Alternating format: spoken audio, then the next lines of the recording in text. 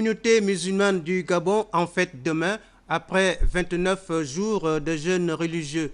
Dans ce journal, le message du président du Conseil supérieur des affaires islamiques du Gabon, Ismaël Ossini Ossa. Le ministre de l'Agriculture achève sa tournée interprovinciale au cours de laquelle les agriculteurs ont été sensibilisés sur l'importance du développement du secteur agricole au Gabon.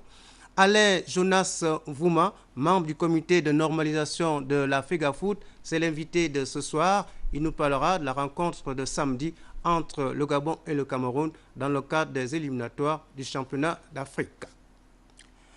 La journée nationale du drapeau édition 2013 sera célébrée à partir de demain. Placée sous les auspices du chef d'État Ali Bongo Ondimba, cet événement vise à amener les Gabonais à s'approprier l'esprit patriotique. Voici la réflexion de Sébastien Toutoum de la presse présidentielle sur les images d'archives. 3 bandes horizontales de même dimension, le vert clair de la forêt, le jaune or de l'équateur et le bleu rose de la mer. Le drapeau gabonais est composé de ces 3 couleurs. C'est tout un symbole, c'est le seul élément autour duquel la nation gabonaise dans son ensemble se retrouve.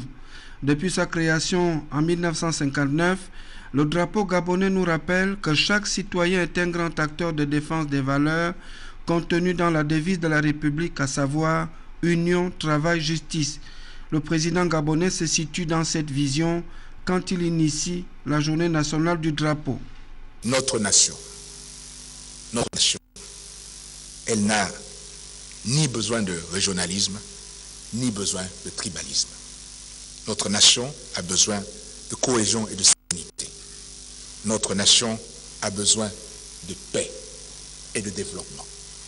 Alors oui, ayons l'amour de notre pays et le culte de la patrie comme dénominateur commun. Entre autres, le drapeau invite les citoyens à l'amour de la patrie, à se considérer malgré leurs différences comme fils d'une même nation. Une fois l'année, la journée nationale du drapeau ambitionne de rappeler aux citoyens que le Gabon est leur pays qu'ils doivent fièrement respecter. Conformément au préambule de la Constitution de la République, la nation à travers l'État est tenue d'une obligation de satisfaire aux droits et libertés de chaque citoyen. Mais en toute partie, ainsi que de façon préalable dans certains cas, chaque citoyen a des obligations et d'importants devoirs vis-à-vis de la nation, en tête desquelles l'obligation de participation aux charges publiques, seul des jours de fuite de la nation, tout en sauvegardant cette nation au profit des générations futures. Journée nationale du drapeau, l'initiative fait bien partie d'une vision, celle du chef de l'État pour développer le Gabon dans la concorde. Les musulmans du Gabon célèbrent demain la fête d'Eid el-Fitr. Cette fête marque la fin du jeûne du Ramadan. À cette occasion, le président du Conseil supérieur des affaires islamiques du Gabon, l'imam Ismaël Ossini Ossé, a livré un message de circonstance au siège de ce conseil. Voici donc les propos de l'imam.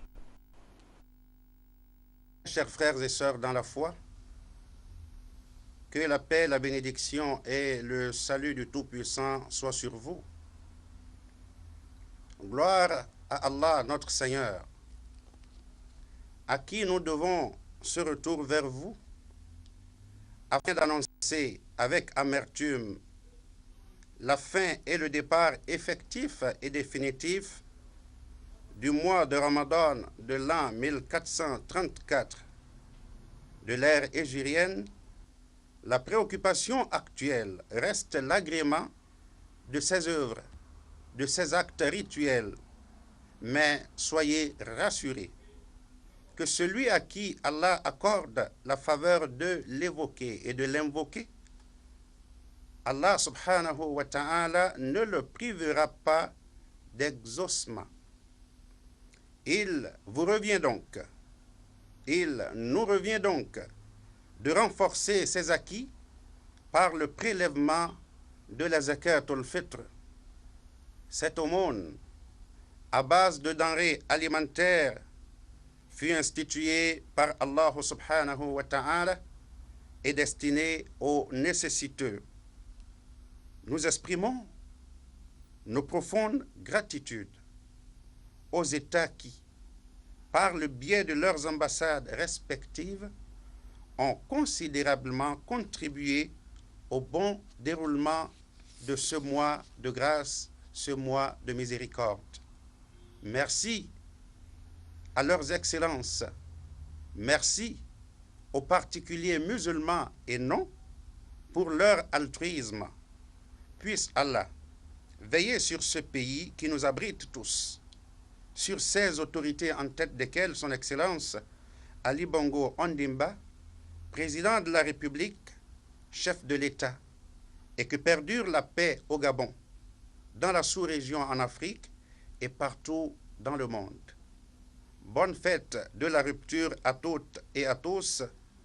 Gloire à l'Éternel Allah, que sa paix, sa bénédiction unitive soit éternellement avec vous.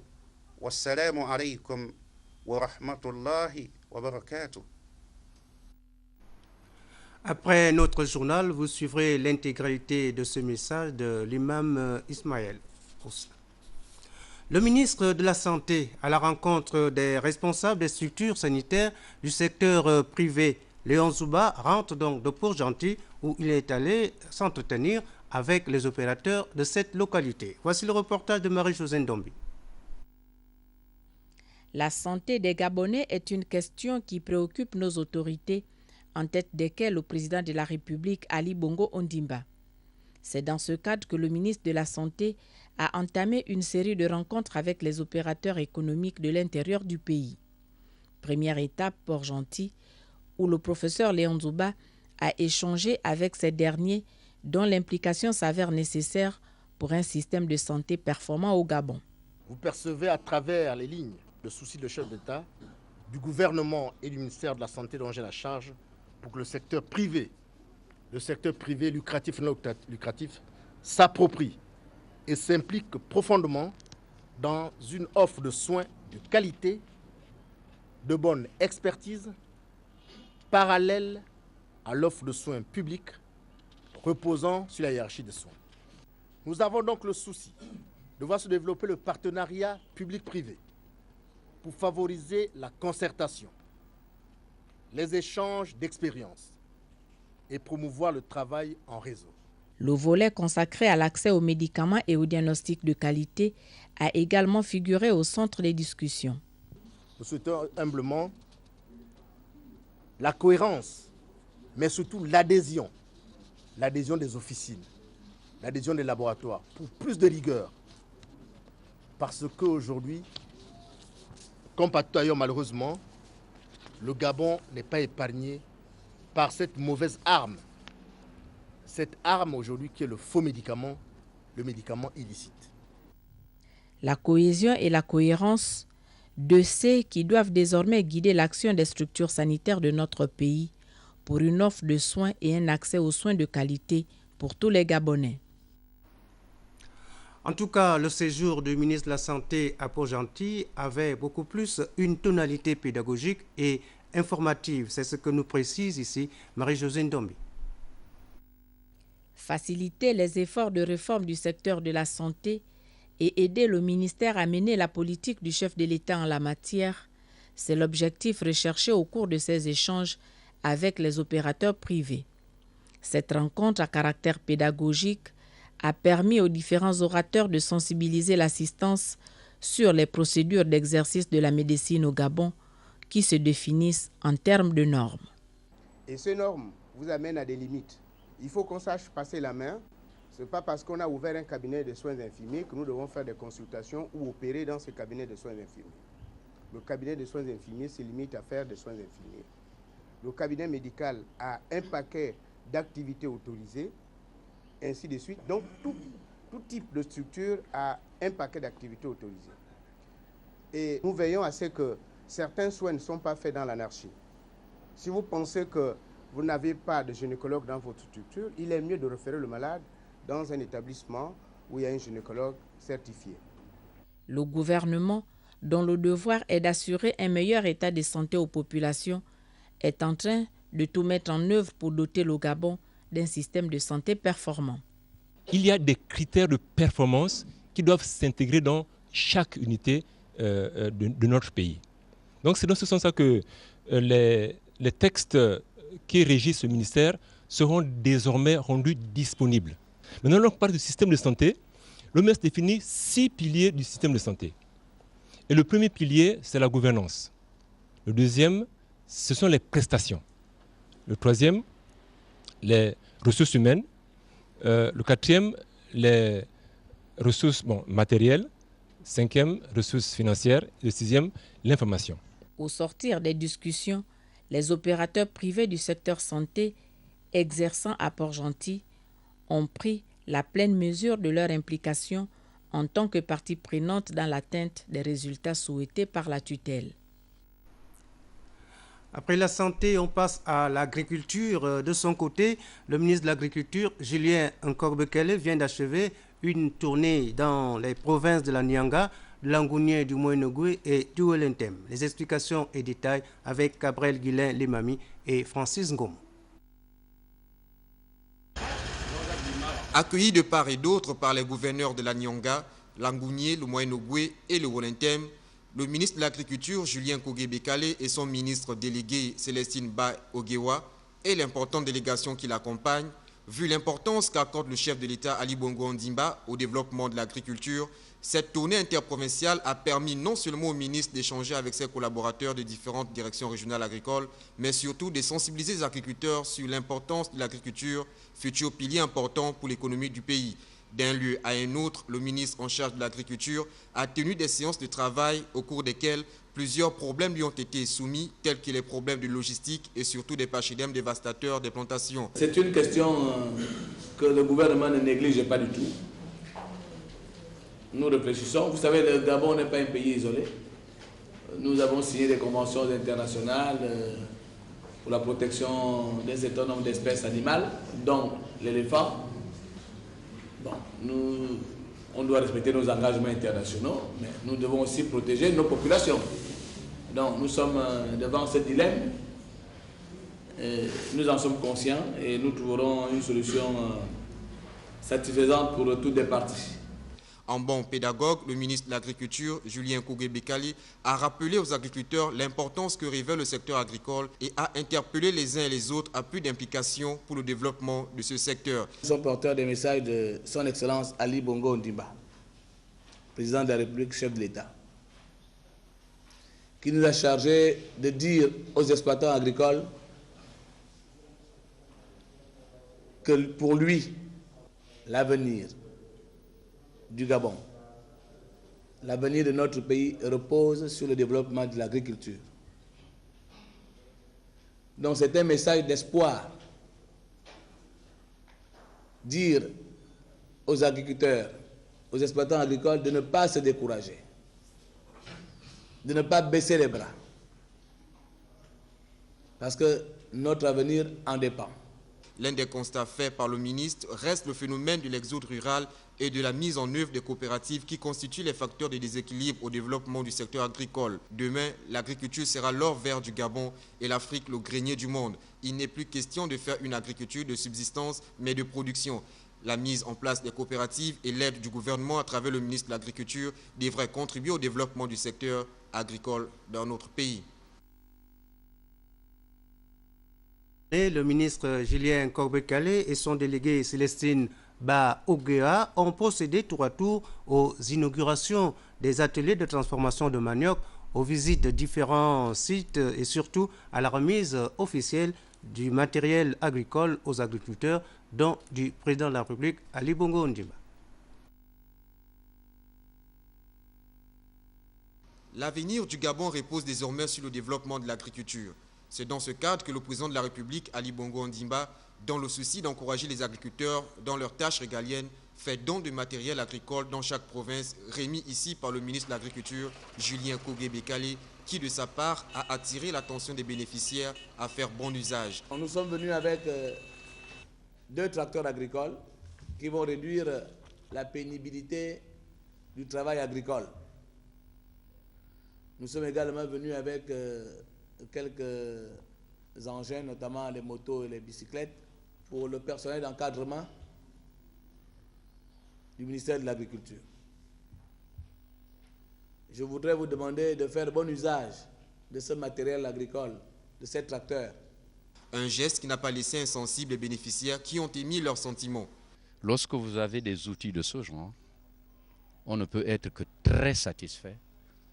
Et je ne sais même pas comment manifester ma joie.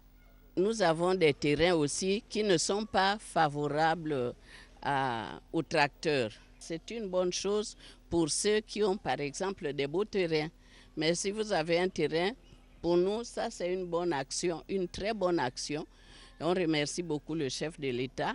Mais je crois que le ministère aurait pu peut-être réunir les responsables agronomes pour qu'on puisse donner réellement nos besoins. Cette tournée interprovinciale a permis au ministre en charge de l'agriculture et son délégué d'inaugurer des ateliers de transformation de manioc à l'instar des ateliers de Chibanga et de Mouila. Ce fut aussi l'occasion pour le ministre et la délégation qui l'accompagne de visiter les différents champs sémenciers de manioc de variétés locales, des sites agro-pastoraux et de jeter un regard sur l'avancement des installations industrielles des futures fermes agro-pastorales telles que les installations de l'Ebamba, projet du gouvernement, où le ministre a d'ailleurs encouragé les ouvriers à prendre une part active à la réalisation de cette structure. Vous avez toujours en tête cette histoire de mourir, que ici c'est pour mourir. Je vous ai déjà dit non, que c'est pour l'État. S'il y a quelqu'un qui vous met ça dans la tête, il faut qu'il enlève ça. Je vous ai déjà dit ça depuis longtemps, que ici c'est pour l'État. Mourir, je le paye. Et quand j'ai fini de le payer, il part. Merci, monsieur le ministre. Hein? Je le paye pour construire. Quand il a fini, il part. C'est pour l'État. Si quelqu'un vient vous dire des choses dans la tête et vous croyez à ça, c'est pas bon. Et sachez que vous travaillez maintenant ici. Vous devez défendre ce site-là, que l'État vous a embauché à travers Mori. Vous devez défendre ce site-là contre les agressions extérieures. Le ministre de l'Agriculture et son délégué sont allés s'imprégner de l'état de délabrement avancé de l'École nationale de développement d'OIM. Ici, les conditions de travail et de logement ne répondent plus aux normes. Tout est à refaire. Soulignons que la descente du ministre en charge de l'agriculture à l'intérieur du pays permet non seulement au ministre de toucher du doigt sur ce qui s'est fait en ce qui concerne les projets initiés par le gouvernement, projets qui permettront de faire de l'agriculture un des pôles économiques du Gabon. Ces visites de site permettront au ministre Julien Kogué-Bekale de trouver des pistes de solutions devant contribuer au développement du secteur agricole de notre pays qui dépense des milliards de francs chaque année dans l'importation des produits de première nécessité. Merci Gabriel. Dialogue social entre gouvernement et partenaires sociaux. Le rapport issu des négociations entre le gouvernement et la Confédération syndicale gabonaise COSIGA a été présenté au ministre de l'Économie, de l'Emploi et du Développement durable. Luao Mikala et Yvette Okosa nous en disent davantage. La Confédération syndicale gabonaise, la COSIGA, avait déposé une plateforme revendicative auprès des services de la primature le 22 mai dernier. Sur instruction du Premier ministre, chef du gouvernement, des négociations ont débuté avec cette centrale syndicale le 31 mai 2013. À cet égard, une commission a été mise en place. Au terme des échanges entre les représentants du gouvernement et ceux de la COSIGA, une réunion de présentation du rapport des travaux s'est tenue en présence du ministre de l'Économie, de l'Emploi et du Développement durable, Luc Oyoubi. Le secrétaire général de la COSIGA, Martin Alili, fait l'économie de ce travail. Il fallait ensemble le faire de manière à ce que le jour où et la COSIGA et le ministère du Travail vont se trouver chez le Premier ministre, il n'y aura plus qu'à signer les documents. Parce que tout est déjà fait par les techniciens, les représentants, les experts représentant la primature, ceux représentant le ministère du Travail et les spécialistes de la COSIGA. Chez le Premier ministre, ce sera le dernier jour de la première manche. Parce qu'il y aura une deuxième manche qui va concerner la campagne de révision de 24 conventions collectives qui régissent les conditions de vie et de travail de tous les salariés du Gabon. Le coordonnateur des travaux, Serge Marie Pambou, s'est félicité du travail issu de ces échanges. En envoyant la haute administration négocier avec la COSIGA, le ministre a voulu montrer l'importance, l'intérêt du gouvernement pour le dialogue social. Rien ne peut être fait sans concertation dans un pays. Notre pays est un pays de culture de concertation. Il a voulu, par sa présence, montrer au commissaire l'importance qu'il accordait à ce genre de forum. Au terme de l'exercice questions-réponses, le ministre a eu des éclairages sur certaines recommandations qui, à n'en point douter, faciliteront les négociations qui débuteront le mois prochain. Volet diplomatique, le ministre Luc Oyobi a reçu l'envoyé spécial du Premier ministre de la Nouvelle-Zélande en séjour dans notre pays. L'approfondissement des liens de coopération entre le Gabon et ce pays a constitué donc le point central de cette rencontre. Bio Mikala et Jean de Djemambundo. En séjour officiel à Libreville, la mission permanente de la Nouvelle-Zélande auprès de l'Organisation des Nations Unies à Genève, conduite par l'ambassadeur Madame Elie, a mis à profit cette opportunité pour diviser avec le ministre des Affaires étrangères Emmanuel Issoze Gondé. On a évoqué les questions de relations internationales entre le Gabon et la Nouvelle-Zélande, de la volonté de tisser et d'approfondir nos relations internationales, des bourses que la Nouvelle-Zélande vienne d'accorder aux diplomates gabonais pour approfondir leurs études en Nouvelle-Zélande, et ensuite la candidature de la Nouvelle-Zélande pour un siège non permanent au sein du Conseil des Nations Unies, Conseil de sécurité aux Nations Unies. Étant donné la riche expérience du Gabon et l'expérience très récente au sein du Conseil de sécurité des Nations Unies et le rôle important joué par le président et le Gabon au sein de la région centrafricaine, la Nouvelle-Zélande a choisi le Gabon comme premier pays de visite en Afrique centrale. La visite de l'envoyé spécial du Premier ministre néo-zélandais au Gabon est l'illustration parfaite de la volonté de ce pays d'approfondir la coopération bilatérale entre les deux pays. Voilà, l'émissaire de Nouvelle-Zélande n'était pas chez Luc Oyobi, était plutôt aux Affaires étrangères, rencontrer le ministre des Affaires étrangères Emmanuel Issoze Gondé.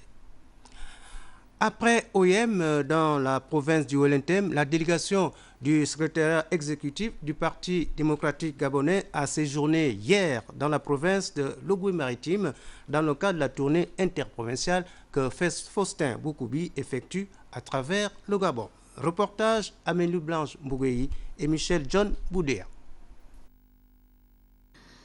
La province de l'Ogooué-Maritime a reçu, à l'instar des autres localités, les membres du secrétariat exécutif du PDG. Forte mobilisation à Port-Gentil, capitale économique du Gabon, avec la présence massive des militants et militants, les membres du comité permanent et ceux du bureau politique qui ont mis les petits plats dans les grands afin de réserver un accueil chaleureux à la délégation. À la salle des fêtes de la foire municipale, comme dans les précédentes étapes, le message du secrétaire général du PDG a essentiellement tourné autour des sujets d'actualité. Il a par ailleurs insisté sur l'opération d'enrôlement des électeurs lancée par le ministère de l'Intérieur. Dans son rôle d'aiguillon du parti, le dirigeant du secrétariat exécutif a sensibilisé les siens sur les principaux enjeux de l'enrôlement, notamment sur le fait que l'opération permettra de mettre à plat le fichier électoral et à fiabiliser le fichier d'état civil, tout en réduisant les contestations après chaque élection. Les responsables locaux du parti de masse ont rassuré la hiérarchie quant à la mobilisation des PDGistes de l'Ogooué-Maritime pour l'enrôlement et les résultats positifs du parti aux prochaines échéances électorales.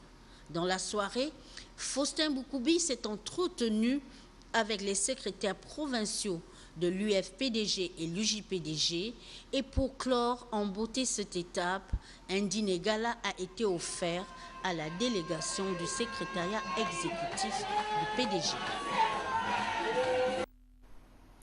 Lors de son passage dans la province du Moyen-Ogooué, le secrétaire général du Parti démocratique gabonais, Faustin Boukoubi, a mis le point sur les i à Lambaréné à l'occasion de cette tournée. Il interpelle donc les cadres et les responsables locaux du parti à observer scrupuleusement la discipline du parti et ne pas en faire à leur tête. Les propos de Faustin Boukoubi sont recueillis par Hilarion Akoum. Le distingué camarade président nous demande de réunir les conditions de la réussite de l'enrôlement. L'heure n'est pas encore à la constitution de listes de candidature. Il n'est pas encore question de s'autoproclamer futur maire, future tête de liste, futur président du conseil départemental et de surcroît, ou encore moins, futur sénateur. Ce n'est pas encore le moment. Nous attendons nous-mêmes, au niveau du secrétaire public, que le distingué camarade président nous donne des instructions sur la manière dont on s'y prendra pour sélectionner les candidats. Et en ce moment-là, nous rétrocéderons ces instructions sous forme de note d'orientation. Ce n'est pas encore le moment de concocter des listes. Et ceux qui font déjà ces manœuvres-là de liste, certes on peut nous contourner pour aller voir le distingué camarade président, mais attention, parfois il est dans des humeurs où il dit, bon écoutez, allez voir le secrétaire général, moi pour vos histoires là je veux rien savoir. Donc ne vous amusez pas à concocter déjà des listes, à vous prendre pour des petits malins. Ceux qui le font apprendront à leur temps que le PDG pourra ne pas être complaisant vis-à-vis d'eux, ne pourra pas être bienveillant vis-à-vis d'eux. Ça pourrait même leur attirer la malchance.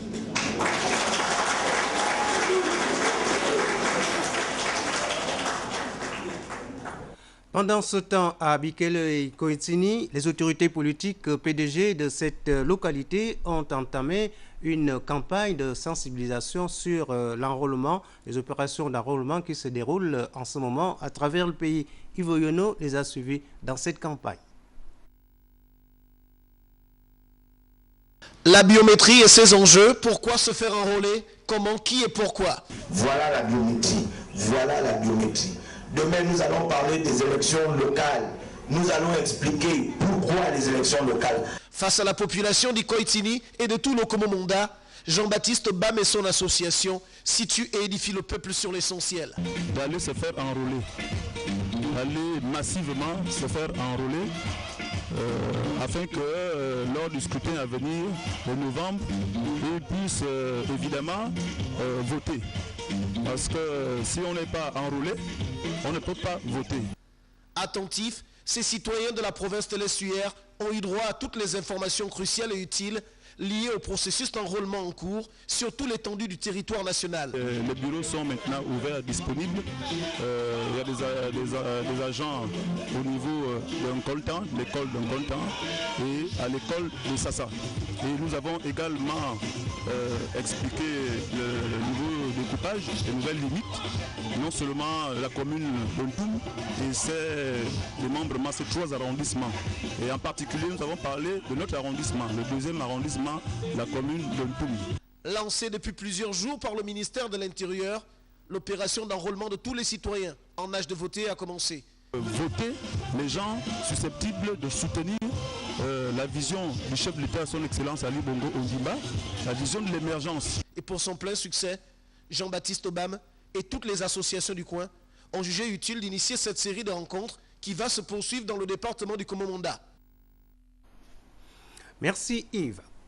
Le ministre de l'Intérieur porte à la connaissance des citoyens qu'en raison du caractère férié de la journée du vendredi 9 août 2013, les centres d'enrôlement ne seront ouverts que de 8h à 12h. Je reprends. Le ministre de l'Intérieur porte à la connaissance des citoyens qu'en raison du caractère férié de la journée du vendredi 9 août 2013, les centres d'enrôlement ne seront ouverts que de 8h à 12h. Le secrétaire général de l'Union du peuple gabonais, l'UPG, Vincent Ngimbi Mangwala, informe les militantes, militants et sympathisants qu'une assemblée générale de réconciliation aura lieu ce samedi 10 août 2013 à 15h au siège du parti CIS au quartier Awenge. La présence de tous est vivement souhaitée. Les lauréats au grade de maître de conférence et maître assistant de l'université Omar Bongo de Libreville viennent d'être honorés par le recteur de l'UOB, Marc-Louis Ropivia. C'est la moisson obtenue à la 35e session du CAMES de juillet dernier à N'Djamena, au Tchad. Cyril Garilko et Chrislin Maïnda. C'est presque toute la communauté universitaire gabonaise réunie ici pour faire respecter la tradition universitaire. Devant les recteurs, les secrétaires généraux, les doyens des facultés, enseignants et chercheurs, les lauréats intervenant dans les facultés des sciences humaines, de droit et d'économie sociale dans les différentes universités du pays répondent aux vœux des autorités gabonaises d'avoir des enseignants dignes de transmettre des enseignements de qualité. Les impétrants au grade de maître de conférence et maître assistant n'ont pas fait mentir au point focal du Conseil africain et malgache de l'enseignement supérieur à l'université Omar Bongo, Mensmen Noël Soumao, que l'université gabonaise a atteint sa vitesse de croisière au sein de la communauté universitaire africaine. Pour avoir au secrétariat général du CAMES, premier enseignant-chercheur originaire d'Afrique centrale à occuper ce poste prestigieux depuis la création de cet organisme, en est la preuve. Et ce n'est pas non plus un hasard si certains enseignants-chercheurs de l'UOB occupent actuellement d'importantes fonctions au sein des structures du CAMES. Le professeur Hugues Moukaga, président du CTS Lettres et Sciences Humaines, le professeur Jean-Claude James, vice-président du CTS Sciences Juridiques et Politiques, et le professeur Marc-Louis Ropivia, vice-président du CCJ.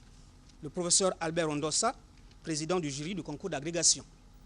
Étant donné qu'aujourd'hui, l'université gabonaise compte parmi les universités leaders en Afrique au sud du Sahara, le recteur de l'UOB, professeur Marc-Louis Ropivia, recommande aux nouveaux gradés du CAMES de mettre au service de leurs étudiants tout leur savoir. Aux maîtres assistants, il vous revient d'encadrer les assistants en vue de leur promotion, de les accompagner dans les tâches pédagogiques de préparation aux travaux pratiques et dirigés, de les encourager à s'inscrire sur les différents grades du CAMES et même de vous rattraper au grade de maître assistant, de contribuer à l'animation des activités scientifiques de votre département. Aux maîtres de conférences, vous qui entrez dans le corps des enseignants de rang magistral, l'université attend de vous désormais une contribution significative dans l'encadrement des enseignants de rang B aux fins de leur accession dans les grades les plus élevés de la carrière, mais également un encadrement de qualité des étudiants préparant leur mémoire de master et thèse de doctorat. Dans un pays où certains étudiants ont du mal à terminer leur année scolaire au sein de l'université, pour le représentant des lauréats, professeur Steve Renombo, la donne devrait changer. C'est vrai que nous nous réjouissons, mais nous mesurons également la charge qui est la nôtre, et monsieur le recteur le rappelait, il y a bien évidemment des éléments de glorification, mais il y a surtout des éléments d'assomption. Il y a des choses que nous devons assumer, bien évidemment, en termes d'encadrement, en termes d'assignation à poursuivre la carrière pour la boucler, et aussi en termes d'un meilleur rayonnement de notre université nationale. Ces récompenses qui interviennent en pleine année académique universitaire à l'UOB permettent de booster la recherche et le mérite des enseignants gabonais. Voilà la page de sport de ce journal. Éliminatoire du championnat d'Afrique des Nations dont la phase finale est prévue en Afrique du Sud en 2014. Le Gabon affronte le Cameroun samedi au stade Siban à 15h30.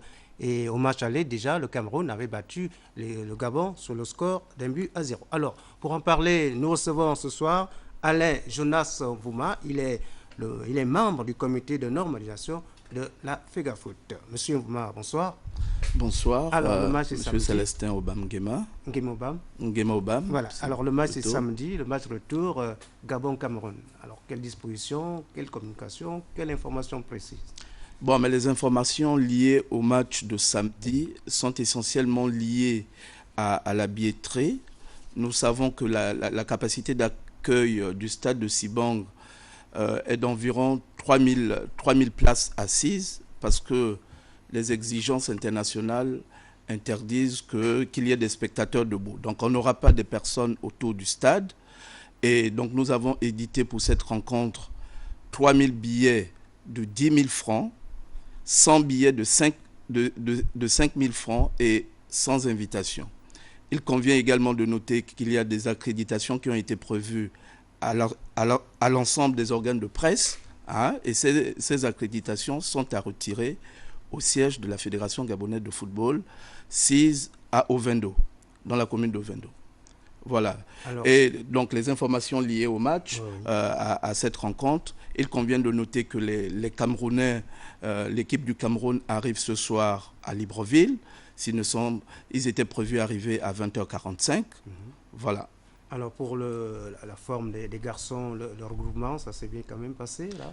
Ouais, il convient de noter que l'équipe gabonaise est rentrée en regroupement dès le lendemain de leur retour du Cameroun. Hein. Donc elle a été renforcée par ceux qui étaient absents lors de la première rencontre, et le moral des joueurs est au beau fixe. Nous pensons que tout a été fait pour que les garçons soient dans des conditions optimales de réussite samedi. Voilà. Merci donc, M. Mvouma. Vous restez un moment avec nous pour parler de cette information rapidement. Oui. Pour les points de vente des billets, oui. Les points de vente des billets. Donc, les billets sont disponibles essentiellement à 5 endroits: au siège de la Fédération gabonaise de football, au magasin Gabomag, magasin de la Cannes, à Nzengayong au rond-point, au stade, et au passage à niveau des charbonnages. Voilà. Il convient de préciser qu'il n'y a pas de vente samedi dans le périmètre de la rencontre. Donc au stade de Sibang, c'est un match à guichet fermé. Voilà, toutefois, on pourrait retrouver les billets aux 4 autres endroits en dehors du stade de Sibang. Pour les retardataires. Je vous remercie. Merci. Alors la suite de ce journal, notre corporation est en deuil, ayant appris avec consternation le décès de M. Fridolin Olo, journaliste à la rédaction radio à la RTG chaîne 1, décès survenu le dimanche 4 août 2013 à l'hôpital régional d'Oyem. Le ministre de l'économie numérique, de la communication et de la poste, l'inspecteur général des services, le secrétaire général du ministère, les conseillers, le directeur général de la RTG 1, les directeurs généraux adjoints, les directeurs, les chefs de service et l'ensemble du personnel de la RTG 1 présentent leurs sincères condoléances à la famille si cruellement éprouvée et partagent avec elle la même peine. De même, ayant appris avec consternation le décès de Mme Elisabeth Mumba Gijumbi, journaliste et ancien conseiller du ministre de la Communication, décès survenu le mercredi 7 août 2013 à Libreville, le ministre de l'économie numérique, de la communication et de la poste, l'inspecteur général des services, le secrétaire général du ministère, les conseillers, le directeur général de la RTG 1, les directeurs généraux adjoints, les directeurs, les chefs de service et l'ensemble du personnel de la RTG 1 présentent leurs sincères condoléances à la famille si cruellement éprouvée et partagent avec elle la même peine. Voilà, dossier 17 août pour la fin, et nous l'avons initié depuis le début de la semaine. Ce soir, Biwawu Mikala s'entretient avec Maître Gaston Maïla pour parler un peu de l'histoire de notre indépendance. 17 août 1960, le Gabon accède à la souveraineté internationale. En tant que Gabonais, en tant qu'ancien membre du gouvernement, quel souvenir avez-vous de cet événement historique? C'est un souvenir qui reste vivace, puisque c'était quand même la date qui nous a vu naître en tant qu'État. Moi, j'étais au lycée en 1960. Nous avons accueilli l'événement comme étant la libération du pays. Nous avons salué cela comme étant un exploit des négociateurs, notamment de Léomba, de Ngonjou, de Obama, de Souzat, de tous les parlementaires de l'époque. Ça a été une liesse populaire. Ça a été une étape franchie. Dans quelques jours, nous allons célébrer le 17 août 2013. Est-ce qu'on peut encore parler de cette fierté? Est-ce qu'elle est encore vivace chez les Gabonais? Oui, la fierté, elle est là. Être Gabonais, c'est notre identité, c'est notre vécu et notre senti. Donc la fierté, elle est là. La preuve, essayez de dire du mal du Gabon devant un Gabonais, vous allez voir sa réaction. Ça voudrait dire que nous sommes encore et nous serons éternellement dans la fierté d'être Gabonais. Si nous nous battons, c'est parce que nous voulons que chaque jour, ça devienne un peu mieux. Chaque jour, le Gabon soit le pays où il fait bien vivre. Pour les Gabonais, pour ceux qui nous font l'amitié de vivre dans ce pays. Donc moi, je crois que la fierté, elle est là. Être Gabonais, c'est une fierté. C'est notre certificat d'identité. Quelle analyse faites-vous du chemin parcouru par le Gabon après 53 ans d'indépendance? Nous avons parcouru un chemin chaotique. Quand nous étions dépendants, il n'y avait pas un seul kilomètre de route bitumée. Il n'y avait pas un seul kilomètre de rail. Nous avons bâti avec les moyens de bord, nous en avions, d'accord, mais on a bâti le pays qui est là, sur tous les plans. J'avoue que sur le plan social, nous n'avons pas tellement avancé. Nous aurions pu faire mieux. La pression sec, on aurait pu faire mieux. On aurait pu encore faire plus. Mais on aurait pu toujours faire plus. Et à chaque étape, ce sera la même question. Mais en 53 ans, je crois qu'on a avancé sur le plan de l'union nationale, de l'unité nationale. Même si nous nous chamaillons, aujourd'hui, moi, que je sois dans le Volentème, que je sois dans le Wevindo, que je sois n'importe où, je me sens chez moi. Sur le plan économique, nous avons fait le chemin qui est le nôtre. Moi, je n'ai pas de responsabilité dans ce que nous avons fait. J'étais 10 ans ministre d'éducation, donc quand on parle du système éducatif aujourd'hui, je m'en sens concerné. Et j'en parle quand je dis que ça marche moins bien. Sur le plan social, j'étais ministre des Affaires sociales, quand je dis que ça a moins bien marché, je ne critique pas seulement ceux qui sont là. Je me dis, nous aussi, dans le temps, nous aurions pu mieux faire. C'est-à-dire que le gouvernement actuel aurait bénéficié d'un meilleur héritage. Bon, mais nous avons laissé ce que nous avons laissé. Ne nous plaignons pas. Quel regard jetez-vous sur le Gabon de demain? Le Gabon que nous vivons aujourd'hui est le fruit de ce que nous avons fait hier. Le Gabon de demain, ça doit être notre rêve. Le rêve gabonais doit exister. Ça voudrait dire quoi? Ça voudrait dire un toit sur chaque Gabonais. Ça voudrait dire tous les enfants gabonais scolarisés. Ça voudrait dire que tous les malades sont soignés dans de bonnes conditions. Ça voudrait dire des structures sanitaires qui accueillent dans des conditions satisfaisantes tous nos compatriotes. Le Gabon de demain, c'est le Gabon que nous voulons léguer à nos enfants. Et personne ne veut moins bien pour son fils que pour soi-même. Ça doit être meilleur au Gabon d'aujourd'hui. Nous parlons aujourd'hui de l'indépendance, nous parlons de la fête où tous les Gabonais, à l'unisson, doivent se souvenir de ce jour-là où nous avons acquis cette liberté que nous avons aujourd'hui. C'est le Gabon d'une presse beaucoup plus libre. C'est le Gabon d'une presse où le droit de savoir, comme l'écrit votre confrère de Mediapart, est à la portée de tout le monde. Je crois que je peux me permettre de rêver. J'espère seulement que notre génération vous laissera un Gabon beaucoup plus consensuel, beaucoup plus fraternel, beaucoup plus solidaire au plan des ambitions, beaucoup plus solidaire au plan de la projection. Je voudrais seulement, pour terminer, dire bonne fête à tous les compatriotes, que chacun trouve son petit chez-soi et se souvienne de ce jour-là avec des larmes que nous avons versées, nous, quand nous avons été indépendants. Ceux qui n'ont pas connu cette date-là doivent savoir qu'aujourd'hui, c'est leur propre point de départ. C'est pas souvent. Voilà, Francis Ifunda, Richard Ivindi, Joseph Pundou, Marie-Brigitte Madjinou, Jean-Marc Mendom Eko, Éloi Obamebolo, Ramez Lasségué, Ahmed Mouyaka, qui a coordonné ce journal, Arthur Onza, Evelyne Rejogo, Clément Ader Meunier, Moïse Guy Biama, Nestor Ekomi et Desi Tambouma Lendeme. C'est cette équipe qui a procédé à la réalisation de ce journal qui s'achève. Et merci de l'avoir regardé. Bonne fête à tous et à chacun et surtout, bonne fête à tous les musulmans du Gabon. Au revoir et à très bientôt.